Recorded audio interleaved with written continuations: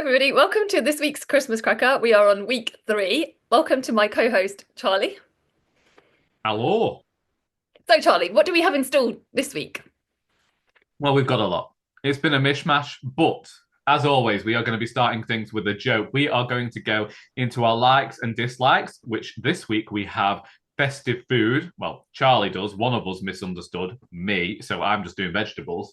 We're going to be talking about some 2025 releases that we are looking forward to. We might have a bit of a this or that thing. We will be catching up on our reading. And as always, well, nowadays, we are going to be sharing a happy/joyous moment from our week. Exactly, correct.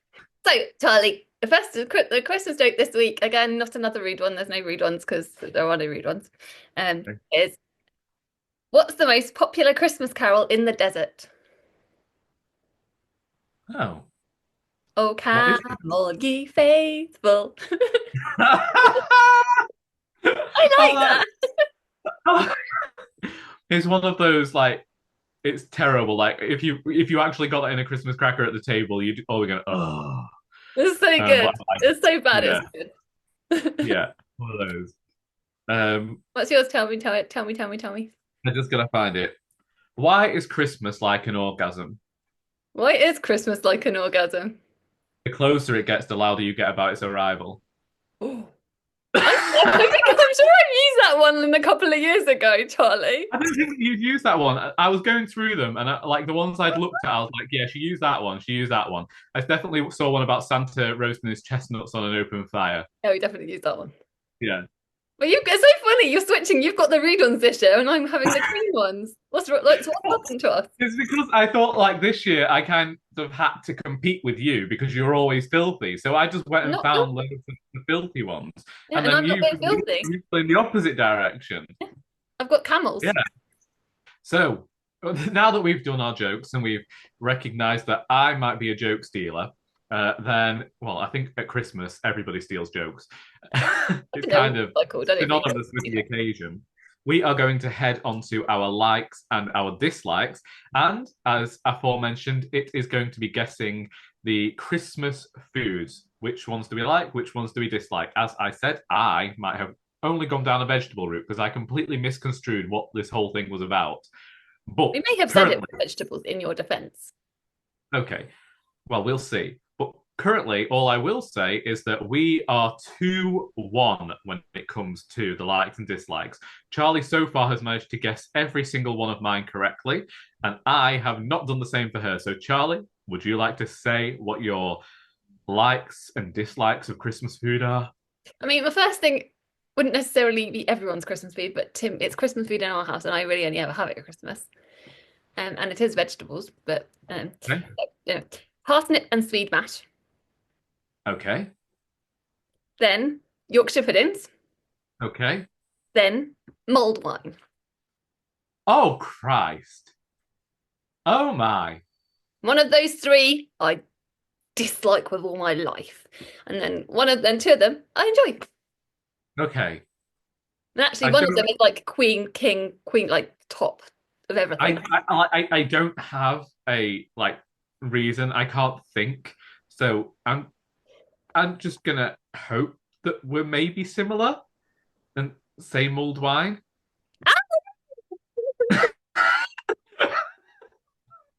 I don't like mulled wine. I do like spicy food. I like stuff with fragrance, so I'll go through the list. Yeah. So, we'll start with the mulled wine because we're on the mulled wine. Yeah, it's just not something I've ever really been drawn to. Maybe I haven't tried the right mulled wine. Maybe someone needs to give me the right one because I'm not averse to having alcohol. I don't really have a lot of alcohol. I'm not really. I've have been through that era, but yeah. Alas, I'm not really massively into. I don't drink a lot at Christmas, so apart from a little bit of Bailey's hot chocolate, that's through the year. You can't go wrong with Bailey's hot chocolate. But yeah, so anyway, I don't know why. Maybe I just haven't tried the right one.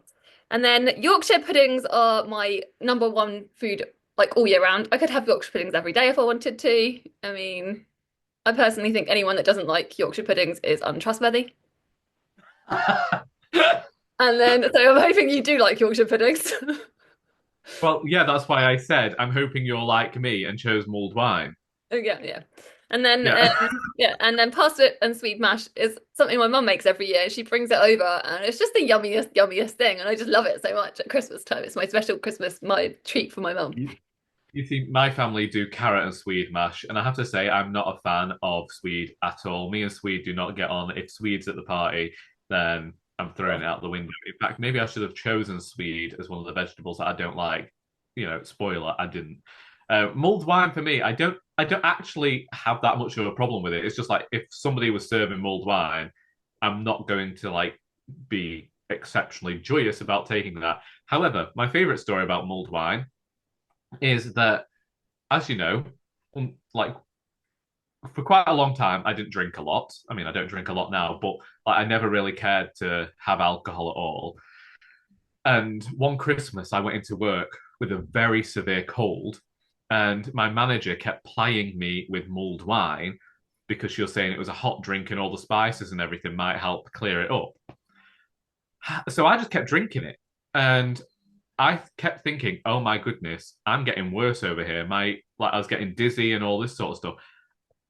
I didn't know mulled wine had alcohol in it. Yeah, it is. Yeah. I thought they cooked it. They Yeah. cooked it. There you go. See, I'm really not Wow. good with terminology. Yeah, but I thought that it was one of those where they boiled it for so long that all the alcohol was gone from it. I'm sure a lot of it is gone. Let me Surely. just tell you, it's a good job I didn't drive at the time, and also I cannot operate a till whilst inebriated. I'm sure you told me this story before in the past. I'm sure you Yeah, I, said I that this. have done. It's one of those tales where I'm just like, I can't believe how innocent I was. Oh, Charlie. I'm still not over that situation, but yeah, me and mulled wine don't really get on that well. Although, again, last week my manager kept bringing me all the mulled wine when we did our Really Christmas. like the mulled wine. Oh yeah, she's always on the mulled wine.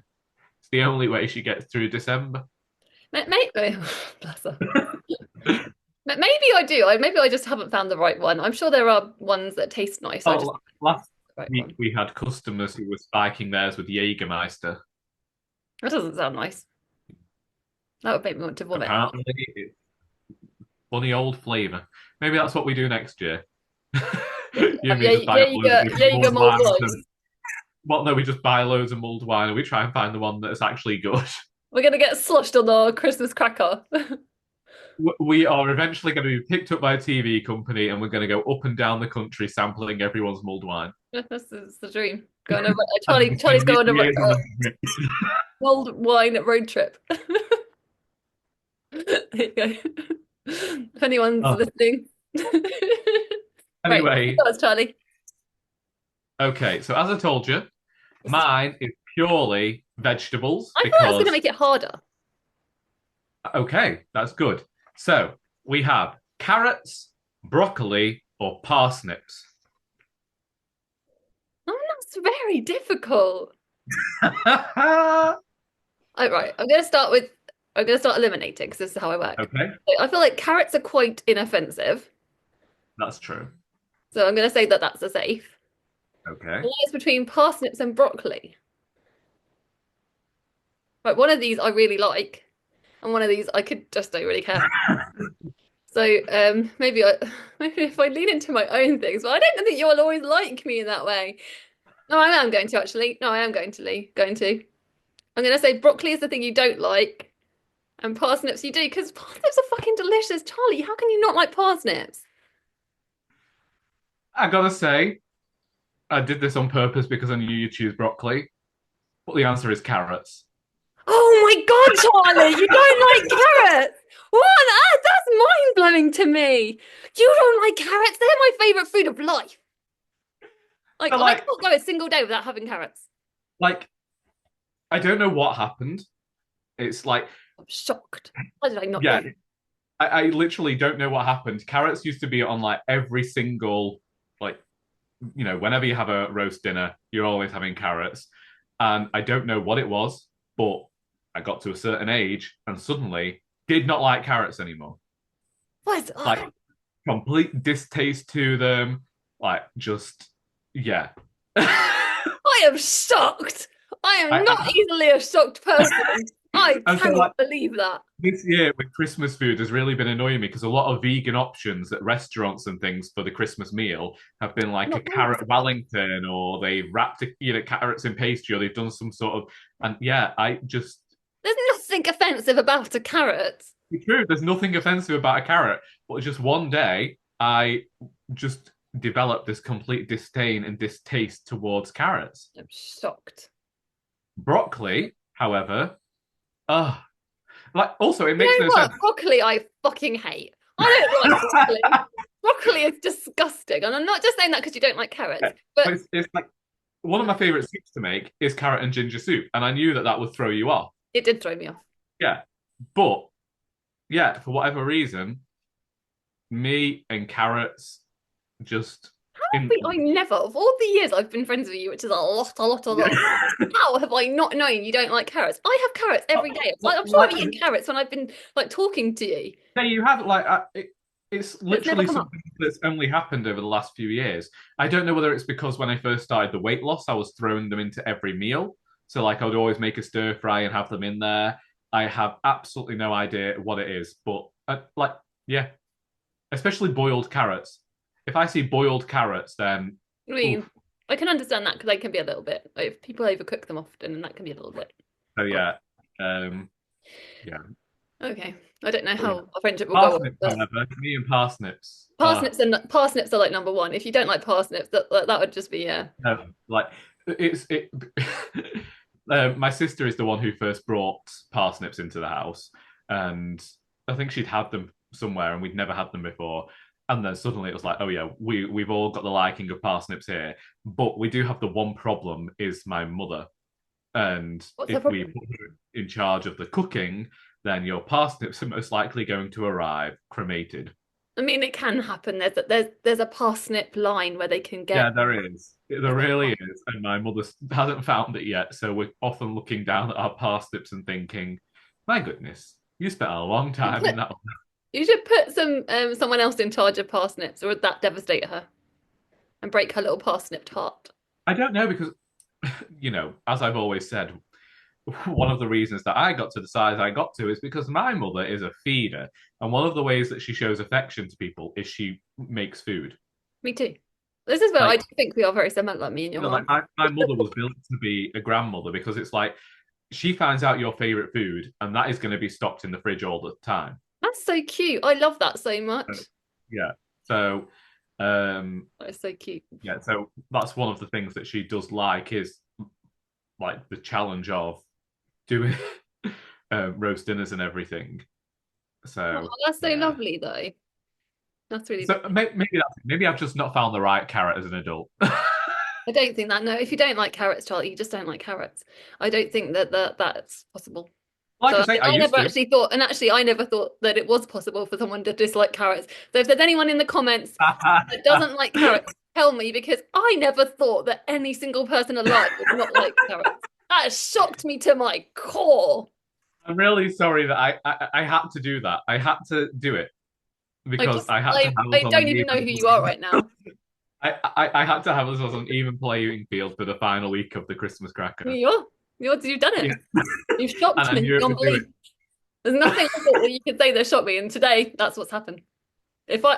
Honestly, I'm so shocked. No, let's move on to the I next like food. so before we go on, I have to say you took this a lot better than I took being wrong in the first week. I don't mind being wrong. I'm wrong all the time, Charlie. This is my life. I'm always wrong. I'm used to being wrong. I was like fractures in the middle of this friendship. I was like, that's it, and emigrating to Maui, that sort of thing. And you're just like, oh well. No, I'm not happy about you not liking carrots.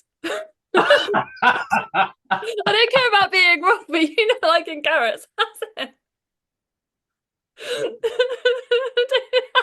Stop it. That's it. In the new year, Charlie becomes a carrot farmer just because I said I didn't like them. Yeah. Yeah. He starts growing them, sending them to me in the post. Fresh from my husband. Every variety. In the vain Oh, fake hopes that you'll find a carrot that you do like. that's it. Salvage the We've friendship. completely changed the flow of this episode now. It's now Charlie and Charlie's Christmas cracker, the great carrot debate.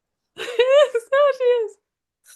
So the next thing we're going to talk about is not carrots. It's in fact books, and we're talking about anticipated releases of 2025. And I think Charlie's got them in order, but I don't do that because I'm Okay. Charlie.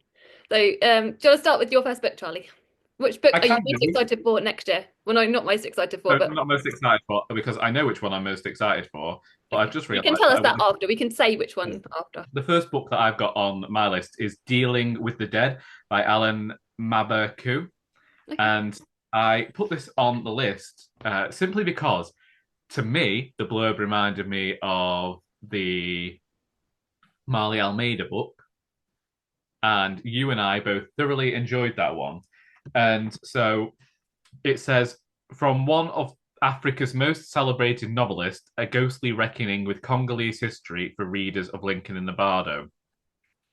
Abruptly deceased at the age of 24 and trapped forever in flared purple trousers, Liwa Ekimange encounters the other residents of Frere Lange's cemetery, all of whom have their own complex stories of life and death.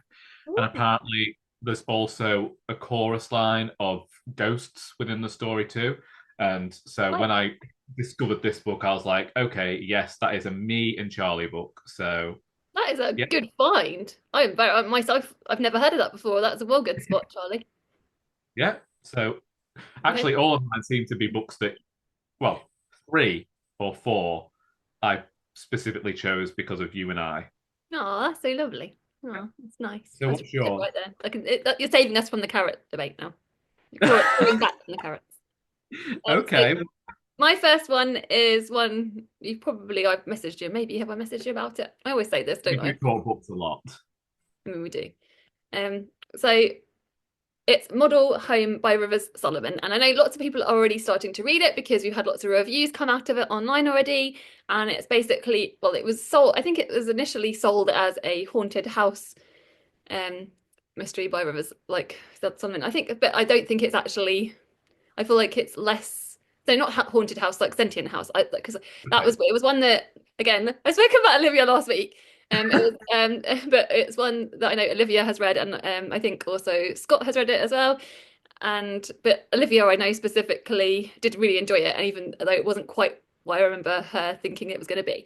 So I'll read you quickly some of the words it says about it. It says there's like a blurb by Victor Laval, not a blurb. There's like a quote by Victor Yeah. Laval. It says, "An intense, original, and wonderfully unpredictable model home is a story of a haunted house and haunted people. Profound family secrets light the heart of this book, as well as surprisingly, blessedly meaningful touches of love and hope." And it just says praises River Solomon for their talent as a writer, which every single book I have read by River Solomon I have loved, and they're always very different, and they're always books that are outside my comfort zone. As you know, Charlie, I don't actually read like haunted house books, but because River Solomon has written it, I'm like all in. So that is why that's my book, and I'm very excited. And I didn't say when it's out. It's out. I think it's in Oh, January. yes. It's out. Oh, no, it's not. It's the 20th of February next year. All right. Yeah. I can't remember whether I said the book for mine, but the Dealing with the Dead's out on the 16th of January. Okay, I'll put all the dates. And Green. the next book I've got comes out a week after that on the 23rd of January and is The Boy I Love by William Hussey. And Oh, you this like William? is a young adult novel set during the First World War about two soldiers, and they seem to encounter a gay relationship in the trenches.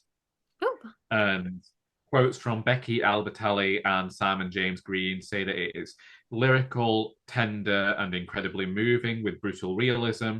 And Simon James Green says it's a tale from the past with a message for today. And again, this was a book that, whilst we both really enjoy this author, it's also because we both read. Oh, what was that book called? You know what I'm talking about. yeah, I've got the cut in memoriam. In Memoriam, we both liked In Alice Memoriam, Smith. didn't we? Yeah. And so this seemed a bit reminiscent of that for a different market, of course, but also I felt like it would suit our sensibilities. This was one where I follow the author on Instagram, and a lot of people were getting art copies, and goodness gracious me, I cannot deny being mildly jealous. Oh, okay. So, what's your next book? My next book is Disappoint Me by Nicola Dinan, I think. And Don't know. this is the second book by this author, but I haven't actually read Bellies. So Bellies was their debut novel a couple of years ago, I think. Okay, now I remember you talking about this book. Yeah, it was in like a book I really wanted to read and I haven't got around to yet, but I still want to read it. And this is sort of a like, actually, I think it's quite different actually. But I will quickly read you some of the words again. It says, actually, I'll just read you some of the blurbs. Sorry. I think it's about so there's two or three characters in it. It's Max. So Max is 30, a published poet and grossly overpaid legal counsel for a tech company. She's living her best life, or is she? The debris of years of dysphoria and failed relationships rattle around her head. When she tumbles down the stairs at a New Year's Eve party, she wakes up in hospital alone. She decides to make some changes. First thing, a stab at a good old-fashioned heteronormativity. And then there's another character called Vincent, who's also got stuff going on. So I'm guessing it's like seems like a contemporary book discussing like these relationships and these characters and like yeah. So I'm very excited for it because Bellies was really, really highly praised and loads of people loved it. So yeah, there's something about this. I was just this character just seems very enchanting to think about the story. So yeah. As you were talking about it, I was very much like, this sounds exactly like the sort of story that Charlie enjoys reading. Yeah. Yeah. It I sounds like I like really good you. character driven books, and this is what I feel like is that I haven't obviously read this author's book before, but I feel like this is what Nicola Dinan does best. So I don't actually know how to pronounce this book, but this is another book that I discovered, and I thought, oh my goodness, we have another Charlie and Charlie book. And I can't pronounce the title. I think it's Ibis, based on the bird. And it says it's a bold, witty, magical new voice in fiction. Justin Haynes weaves a cross-generational Caribbean story of migration, superstition, and a search for family. Oh. And I read that description and I thought, oh my goodness, those are all the things that Charlie and I look for in a book. I mean, that sounds amazing. These books, Charlie. I've not heard of that. I hadn't heard of it either until I started compiling my list, and I was just doing a lot of digging. And I was looking at blurbs and I was thinking, what books would appeal to both of us? Because usually, if we find a book that appeals to both of us, then it's generally a good book because we have such different tastes that it's nice to find one that matches both of our interests. Honestly, that sounds amazing. That sounds amazing. You've done a fab job with that. That's really good, honestly. But all of the ones, actually, all of the ones you found sound amazing. So my next book is Red Clay by Charles B. Fancher. And this is going to be released on the 4th of February. I would put Charlie's release date because you didn't say for the other one, did you? Oh, sorry. The release date of Ibis is the 11th of February. Okay. These are February. Yeah. So this is a multi-generational family saga, and it says Red Clay chronicles the interwoven lives of an enslaved black family and their white owners as civil war ends and the reconstruction begins, and it's sort of set in the early 1940s, I believe. Right. Yeah, so this big family saga, sort of around the sort of like following the sort of the repercussions of like it's all the Jim Crow stuff. It sounds like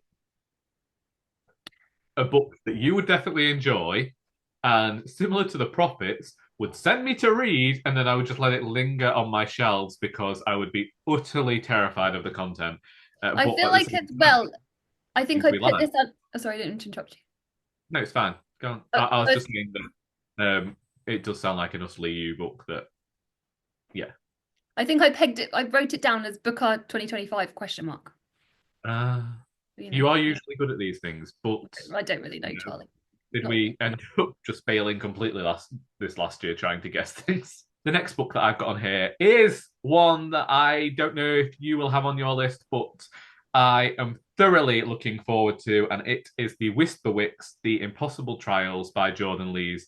And I have now seen the UK cover for this, and I am thrilled that it matches up with the cover from the first book. And if you didn't know, the Whisperwicks, The Labyrinth of the Lost and Found was basically my favourite middle grade book that I have read this year. Such a brilliant adventure story with, with touching moments in it that didn't feel like too twee, as they sometimes can do. And there's also a bit of darkness in there that I particularly like in a certain season of the year. And the Impossible Trials, there are two different blurbs for the second book. And so I don't know whether one of them's giving spoilers that weren't supposed to be given away, or whether that's an aspect of the book that's been changed since the blurb was first created. But yeah, very much looking forward to this, returning to the world of the Whisperwicks and just seeing what the protagonists are getting up to this time round. Well, that is very exciting. I did not write that down. I completely forgot that. This was the first book on my list. That is 100% like on my radar for it, like to because the Whisperwicks is amazing. Everyone needs to read the Whisperwicks. They really do, and that book comes out on the 27th of March. Oh, that's not too long to wait. I'm quite happy for that. Yeah. So my next one is Hidden Treasures by Jessie Burton. Did you know this was coming out? I knew this was coming out, but I only had 5 books. Oh, this is very true. Yes, and anyway, this is out the 13th of March, and it's a middle grade sort of fantasy, I think, and I'll quickly read it. It says, for anybody who believes in love and magic and trying to do the right thing, that's one of the blurbs, and then it says, from the best-selling author of The Miniaturist, Jessie Burton's Hidden Treasure is the phenomenal page-turning story of two children whose lives collide when they find an ancient treasure with the power to return them to the most precious thing they have ever lost. And yes, I'm very, very excited for it. I love Jessie Burton writing. I haven't tried any of Jessie Burton's books for younger readers, but I am excited to see how this one turns out. The last book that I have on my list is Vian by Joanne Harris, and this is released on the 22nd of May and is a prequel to the Chocolat series set 6 years before the first book. And part of me is very reticent to read this one because as much as I adore the writing of Joanne Harris, I do not like prequels. Oh, did I not know this? I think I've talked about the fact that I don't like prequels a lot before. It's just, to me, I don't see the point of them because we know where the character's going to end up. And oftentimes I feel like it's telling me too much of the story that I didn't need. Because we know where the characters are, it almost disturbs the narrative a bit because it's like you're limited to what you can do in a prequel because of the number of characters that are going to appear. Like, people have come to me in the past about my own writing and asked me whether I would ever consider a prequel to the Doris books, set in the 1950s or something. And I always say to them, but you don't need to know that because you don't need to know how they became who they are. You get to see who they are in the books. That's the only person you need to know. So, yeah, generally, prequels and I don't get on. But you do like Joanne Harris. But I do like Joanne Harris. So we'll see. And it is on your list. We will see in about 6 months' time. I do like to look back on our lists that we have done previously. Oh, yeah, I regularly look back at our lists and think, oh, I'd forgotten we'd said we'd read that book. Oh, I'd forgotten about that book. Oh, yeah. Mostly, our lists go like this. I've read none of the books. Charlie's read them all. I have mostly read all of them, yeah. But not all of them, but like I'd say like a good 80%. I was going to say 98%, but okay. No, not 98, because there are quite a few. There was anyway, I'm not going to go into that. But yeah, my last book is The Girl Who Got Big by Leila Mottley. Leila Mottley wrote Night Crawling. Oh yeah, it was on the book a year that we liked. The book a year. Yeah, this is the book that I didn't like, but okay. I did like it. There was like it wasn't like perfect. I didn't really like her. I know this was one of those occasions where our tastes did not align. No, but yeah. And so she's got her next book is out in the 20s. This book is out on the 26th of June. I can't talk, Charlie. I told you. It's fine. I'm sorry. Go on. You're mean. Don't I'm mean. You know that I'm mean. I'm the mean one. You're the kind one. It's why we get not on. Kind. Grumpy. Okay. Yeah. So it's out the 26th of June. And so near your no, not near your birthday. No. Not near your birthday. If I got this book for my birthday, I would probably cry. I'm not going to get it for your birthday, Charlie. You're safe. Thank you. Anyway, so it says I'll read you again. That's from the author of the Booker-nominated international best-selling Nightcrawler. This is a novel about the joys and entanglements of a fierce group of teenage mothers in a Florida beach town. So yeah, basically a teenage mother, young pregnancy, like the young pregnancy. I'm guessing dealing with all of those issues. Again, I feel like Leila Mottley It is just kind of another like author sounds that like. writes character. Sorry. No, go on. You say what you were saying, and I then was I'll just say going to what. say, I feel like she writes character very well. I did like the, I didn't always think the pacing of her first book was completely on point for me personally, but the characterization of the yeah in the first book I did enjoy. So yeah, I'm hoping that we'll get this in this, and yeah, To and I feel like me, it's one that a lot of people will be able to connect to. Motherhood, not necessarily to me, teenage. it just sounds a bit like more of the same. You know. Not really. Continue to- It sounds quite different. No, I just mean like it's kind of. To me, it just seemed like generic. Like, yeah, we've done this before. Like, yeah, if it brings something new to the whole story, then great. But do we really need to bash this one out again? I think a lot of people are going to be excited for this one.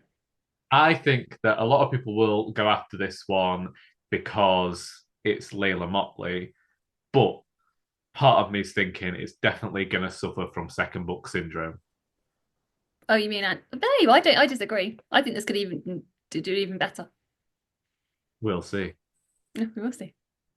So those are all our anticipated releases. Everyone in the comments, tell us if there's any books that you're excited for next year, and let us know what they are like I said, the comments. Right. So gift giving or receiving gifts? Giving. I'm the same. Definitely giving. I love giving gifts. Because, like, as you know, I'm a very terrible person to buy for. Well, no, I'm not. I'm not. You're very But difficult. I'm not difficult. I just have rules. I am so similar to you though, Charlie, because people always say that about me. So, like, me, I really like if it came to a like Christmas occasion and everybody's got presents there, I'm very much like I will stop everything I'm doing to watch somebody open the gift I've got for them because I need to see what their reaction is going to be, and I will spend a lot of time trying to figure out what somebody wants. Same. I try. Yeah. I try. With you, I'm struggling Whereas this bit, but I have got an idea, but I don't know if it's oftentimes correct. with receiving a gift, I regularly get told I'm ungrateful. I don't I'm think like, you're ungrateful. No, I never think you're ungrateful. I don't think that's like, true. I'm not ungrateful. It's just you didn't get it right. No, I think it's because you equate the gift with because of how much thought and effort you put in, you want someone else to do the same that you do. Exactly. That's it.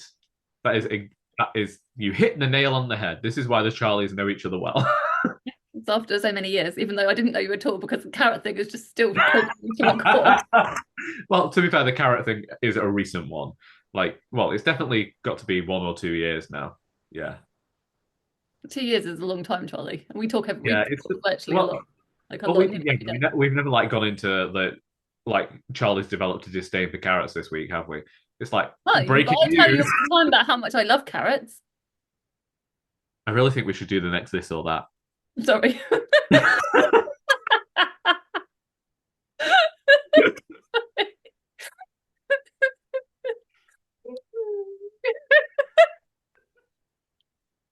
Tickle me. It's not even made up though, Tolly. It's real genuine like feelings there. It's true. Oh, cry. Anyway, wait. I know the answer to this before I've even said it. Okay. Actually, do I? Christmas Okay. pudding or cheese board? What do you think my answer would be? Cheese board. No, Christmas pudding. Ah, there you go. Yeah. What do you think mine's? Oh well, apparently it's cheese board. Yeah, it's cheese board. Yeah. I do like a Christmas pudding as well. I don't dislike Christmas pudding.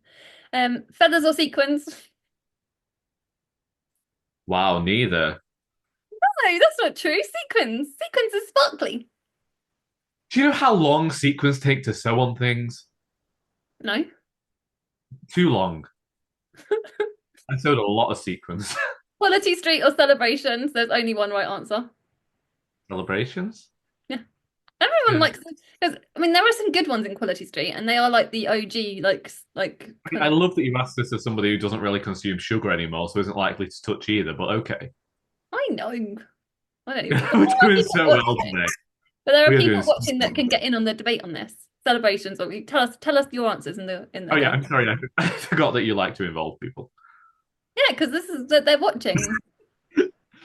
Yeah, We like this. sorry. There are Christmas Cracker viewers. It's not just us, even though sometimes it might feel like it. Yeah. Right, and again, this is like if you get the wrong answer for the next one, again, this is good. This could be as bad as carrots. Okay. Home Alone 1 or Home Alone 2? I'm sure we're going to Good. do correct. Yeah, 2, of course. If anyone We, like, and also some years I just only watch Home Alone 2. yeah, we've had this conversation many times. Yeah, Yeah. yeah, it's true. This is one that's on the list, but I don't really. This can be for you, not for me, really. Okay. Champagne or mulled wine? Oh Neither. gosh, that's neither for me. Bailey's hot chocolate. Theakston's all peculiar. Actually, I need to tell you as well, me and my mother have gone a tiny bit overboard this year because we really like the Marks and Spencer's Bucks Fizz. And my mum's boot is currently full of it because every time we've been going in, we've been buying 2 or 4 bottles 2 or 4 bottles. since October. That's alcohol. We took 2 to Whitby with us. That's okay. 2 to it, We had please. problems. How We're many already. in the boot? You shouldn't really be telling people this because they might try and steal your mum's car. I know we slowly started bringing them in the house now. But I have to say that one of the rooms downstairs, when you open the door, every time you hear rattling as bottles clink against each other because there's so many of them. Unless you've got an image in my head now. Yeah, we've got a problem. Yeah. I'm sure there's a problem lots of people would like. So, um, Probably. Christmas lunch or Boxing Day buffet. Oh, So it's like second ooh, day feast sort of thing. yeah. It's been a long time since we've done a Boxing Day buffet. I do it every year. We always have like second day Boxing Day. Yeah. We have been thinking of a buffet for New Year's though. Um, I'm going to say Christmas Day lunch. Yeah, just because it was the feeling of it. Mm, I feel like what I like about the Boxing Day buffet is how relaxed it is. me too, actually. I agree with you for that. Yeah. Although I have to remember one year when my mum decided she was doing a buffet and she was doing this buffet so she'd spend less time in the kitchen. But she had this buffet running from Boxing Day all the way through to New Year and just kept refreshing stuff on the table. How do you refresh it? So, like, she'd make stuffing balls every day, she'd cook another ham. And so, yeah, everyone was just going and getting stuff for themselves. But also, she was spending most of the time in the kitchen because she kept trying to fill up this table. That's very sweet of her. It's like I you know were it's saying sweet about of her her, being but a the whole baker, reason she was doing this was so she'd spend less time in the kitchen. which is But she spent yeah. more time in the kitchen. But you said she's a feeder and she likes looking after people, so then that makes sense to me. She is a feeder, but recently we've implemented this new thing where Christmas Eve, because we need the kitchen clean, we buy them all a takeaway. That's a good idea. Yeah. It In takes a fact, while to get here, but it's just so much easier. I think a takeaway on Christmas Eve is a genius idea. Actually, I know you're watching. Right. Anyway, New Year's. I mean, there's only one answer. New Year's night in or New Year's night out. I've never had a New Year's night out. We always have it in. Um, we generally, that is when the cheese board happens. Yeah. But I have to say, me and my mother shouldn't be trusted around a cheese board on New Year's because we put a table between us, we get the knife out, and we're probably a little too bit inebriated to be using these very sharp knives on the cheese. We should probably. Anyone That's been another. hurt? Oh, no one's ever been hurt. We dropped a few bits of cheese on the dog, but we've never. Poor Sally. Poor Sally. I know she liked it. Imagine like clumpy Sally at like coming into the new year, just covered in But cheese. she just shakes it off and eats it. Oh yeah, there you go then. Actually, it's a treat for her. So how about you? In or out? Always in. Always. Oh, And it's Phil's fantastic. birthday, so you know. Oh yeah, I'd forgotten that. And also, so it's like our favorite thing. And then, yeah, we love New Year's. It's Oh, yeah, good. good times. Christmas pajamas or Christmas jumpers. Pajamas. I'm gonna say jumpers. I knew you'd say jumpers, but for me, it's like the fact that if I've got pajamas, it now means that I don't really have to make any sort of plans. Yeah, that's a good idea. If I've got pajamas on, I ain't leaving the house. And also a good quality pair of Christmas pajamas are Oh invaluable. yeah, no, I'm like, yeah, I've never had them, but like, if someone bought me a pair of expensive Christmas pajamas, that's it. I'm living in them till New Year. Yeah. New sheets, new Christmas pajamas, that's it. If I weren't in work between Christmas and New Year, and if I didn't have the dog, I would probably close that door to everyone on Christmas night and not see anybody till New Year. I would hunker down in the corner with me books fizz, and yeah, just have a running buffet that I wouldn't have to do out with. That'd be good. In fact, not even a buffet that needs cooking. No, I'm just going to the ready supermarket, made. buying up anything vegetarian and shoving it in the fridge. Yeah, it's sorted. The only time of year you might find me munching on a carrot. No, you would never. No, don't try and tempt me with your carrot dreams there. No, that's not. No, that's it. That carrot has gone in the trenches. It's gone. Done. The carrot in the trenches. Yeah, it's Yeah. gone. Right. The Anyway, sequel to In Memoriam. last one is what's one thing you're looking forward to at Christmas?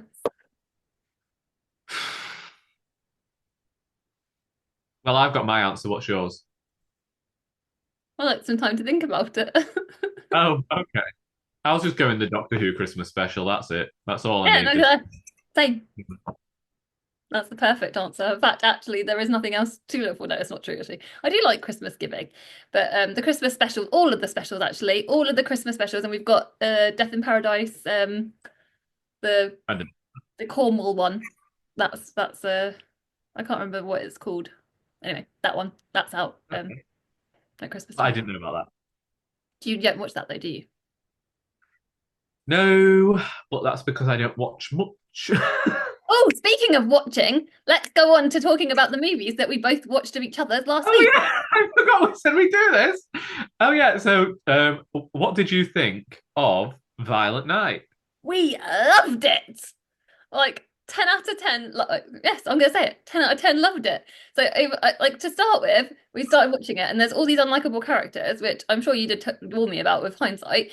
But and I was like, oh, there's not even the kid I didn't like at first for a hot second. Sorry, because they all seemed very unlikable. Even though the mum seemed okay, but she was obviously very grumpy because of the issues with the husband.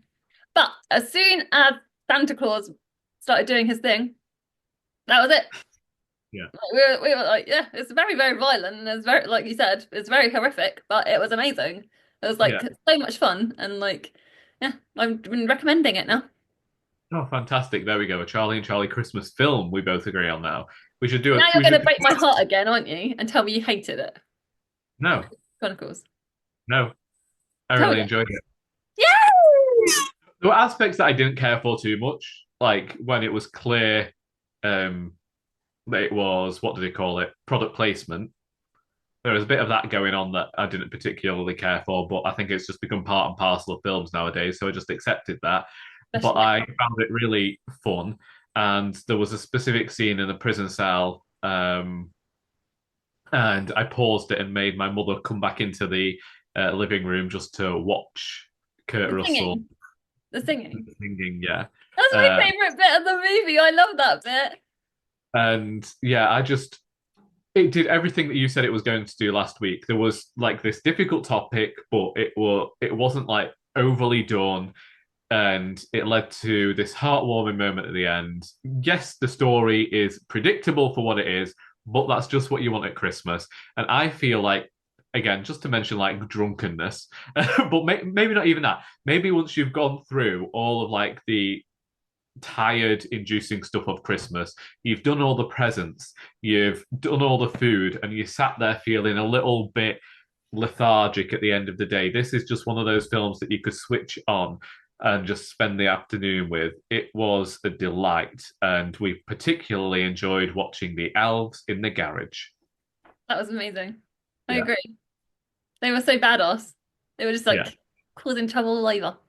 In fact, my sister was upset that she arrived like towards the film's end because she wished that she'd been there to see it all.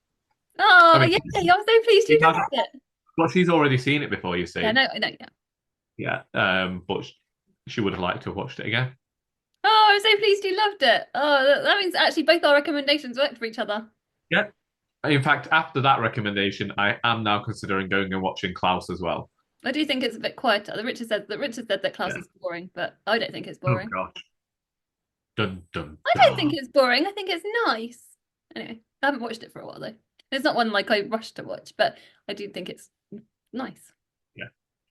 I think next though, forgetting everything about Christmas, I want to try Black Doves. What's that? This is the new spy show starring Sarah Lancashire and Keira Knightley and Ben Whishaw, and apparently it's set around winter and this sort of time. Is there any And humour to it or is not?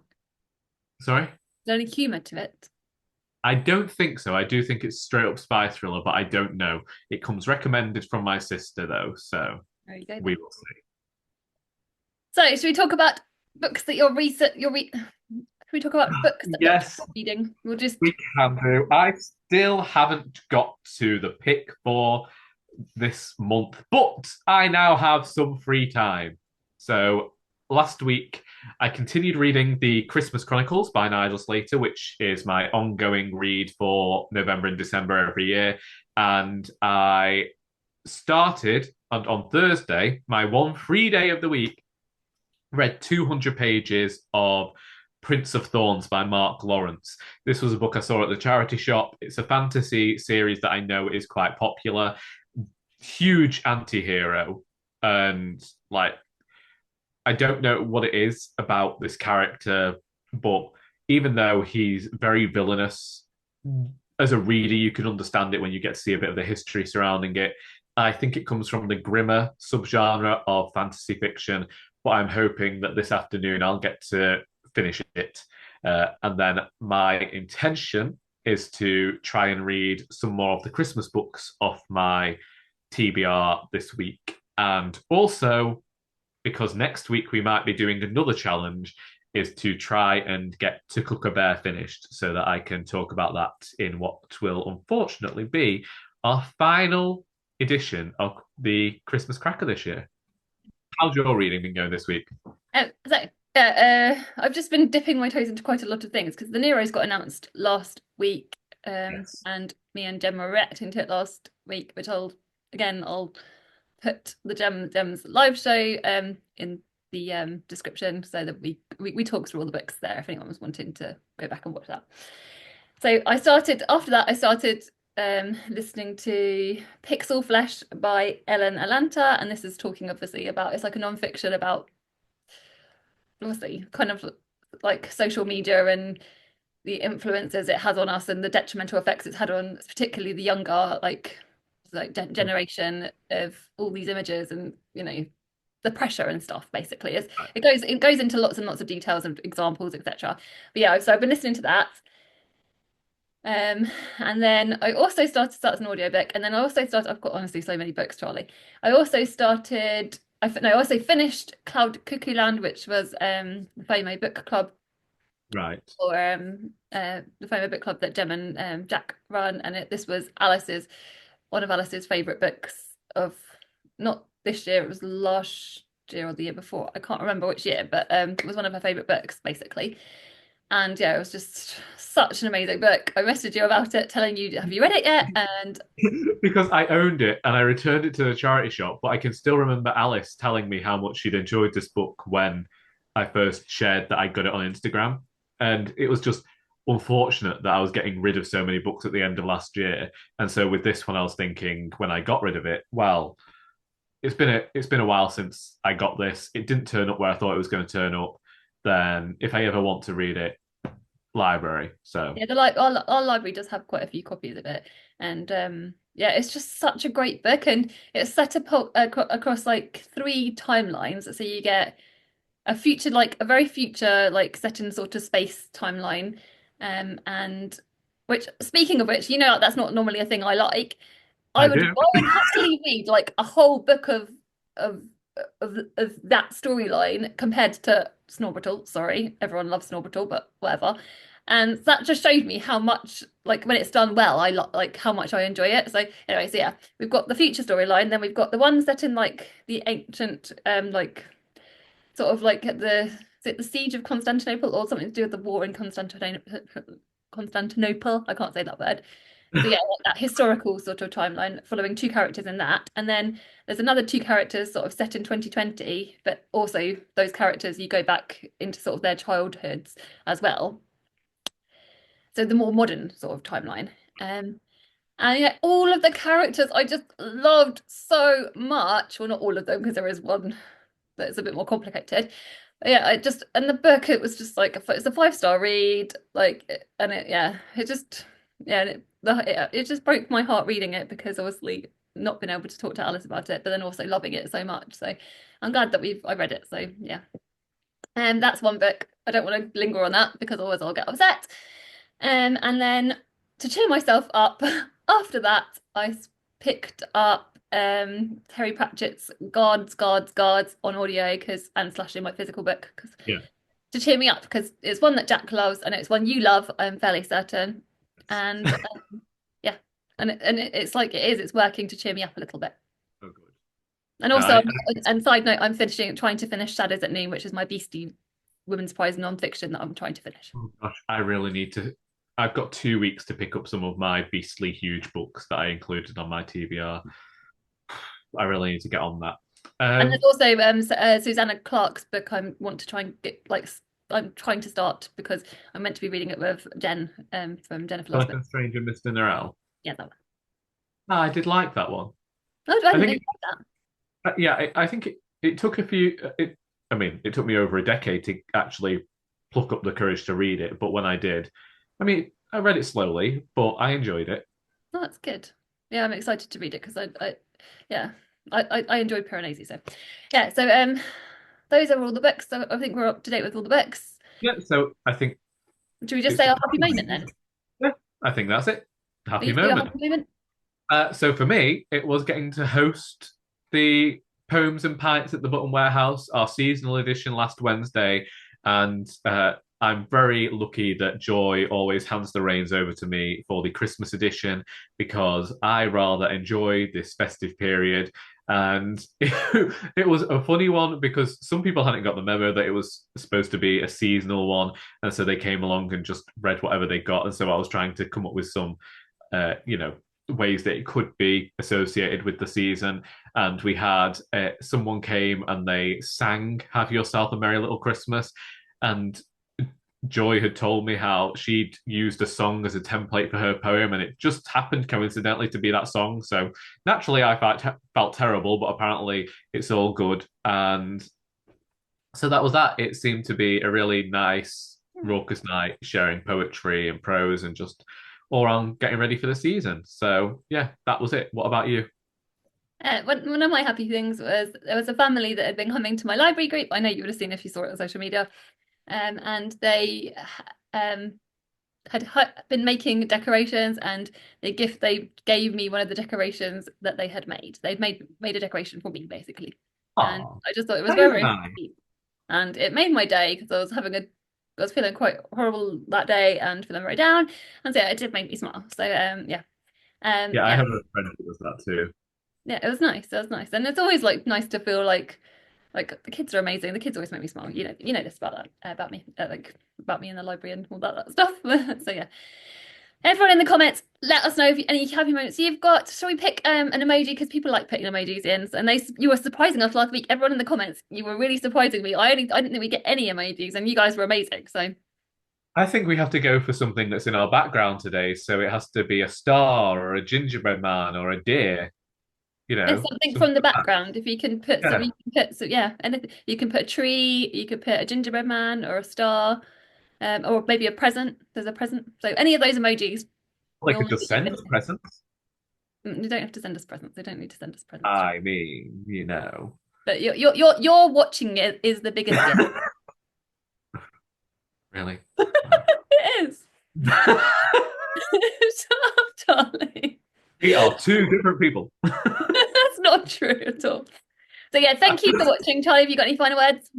Yeah, thank you for being here. We will be over on my channel next week to round everything off for this festive season. We've got a pretty Um, fun game to finish on.